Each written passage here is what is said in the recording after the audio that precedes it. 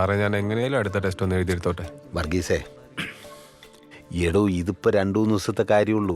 അത് കഴിഞ്ഞിട്ട് ഈ പറയുന്ന സ്ഥലങ്ങളൊക്കെ നമുക്കൊന്ന് കറങ്ങി മൈൻഡൊക്കെ ഫ്രഷ് ആക്കിയിട്ട് വരാം. അപ്പോൾ പഠിച്ചാലും മനസ്സിൽ നിൽക്കും, PSCക്ക് റാങ്കും കിട്ടും. പരിശ്രമിച്ചിടുകിൽ എന്തിനേയും വശത്താക്കാൻ പടച്ചോൻ മനുഷ്യന് ബ്രെയിൻ തന്നൂന്നാണല്ലോ.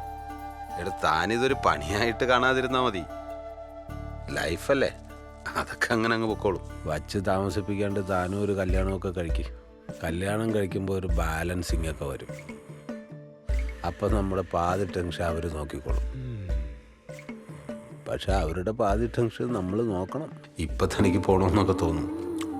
പക്ഷെ ഞാൻ പറയുന്നു, താൻ ഇവിടുന്ന് പോകുന്നത് ഹാപ്പി ആയിട്ട് ജോലി ചെയ്യുന്ന പുതിയൊരു പോലീസുകാരനായിട്ടായിരിക്കും.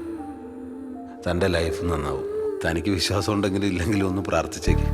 ഒരിക്കലും ഇതെടുത്ത് ഉപയോഗിക്കാൻ ഇടവരുത്തരുതെന്ന്.